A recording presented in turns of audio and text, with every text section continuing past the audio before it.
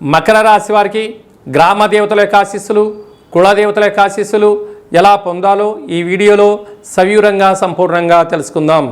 మకర రాశిలో ఏ నక్షత్రాలు వస్తారనగా ఉత్తరాషాఢ నక్షత్రంలోని 2, 3, 4 పాదాలు, శ్రవణ నక్షత్రంలోని 4 పాదాలు, ధనిష్ఠా నక్షత్రంలోని 1, 2 పాదములు కలిపితే మకర రాశి అవడం జరుగుతుంది.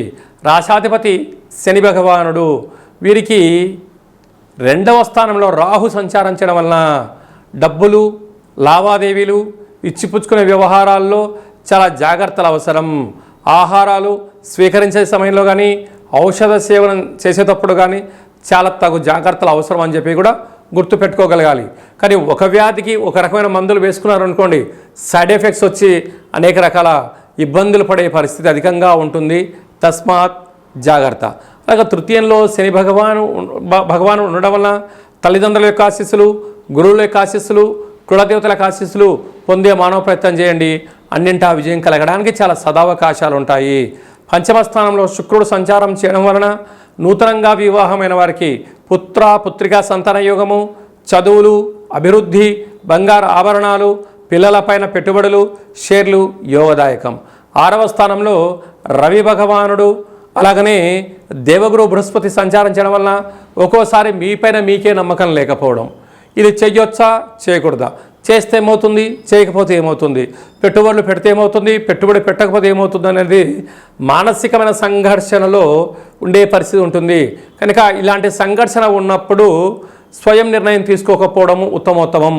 కొంతకాలం మీరు ఎదురు చూసి కాలం కలిసి వచ్చినప్పుడు, ఆ మీ యొక్క కృషి ఫలించినప్పుడు, భగవంతుడి ఆశీస్సులు ఉన్నప్పుడు పనులు ప్రారంభించడమే యోగదాయకం అని చెప్పి గమనించాలి. 7వ స్థానంలో బుధ భగవానుడు సంచారం చేయడం వలన వృత్తులలో, ఉద్యోగాల్లో, వ్యాపారాల్లో పెట్టుబడులు ఆకర్షణీయంగా ఉండబోతున్నాయి, గమనించగలగాలి. అష్టమంలో కుజుడు ఉండడం వలన, అష్టమంలో కేతు సంచార స్థితి ఉండడం వలన, కుజదోష ప్రభావం కావడం వలన మీ జన్మ నక్షత్రం రోజున అష్టమి పూర్ణిమ తిథులందున కొత్త పనులు ప్రారంభించకపోవడం, భూతత్వము, జలతత్వము, వాయుతత్వము, అగ్నితత్వమైన పనులతో చెలగాటమాడకపోవడము ఉత్తమోత్తంగా భావించగలగాలి. ఆవేశం తగదు, ఆలోచన అవసరం అని చెప్పి గుర్తుపెట్టుకోగలగాలి.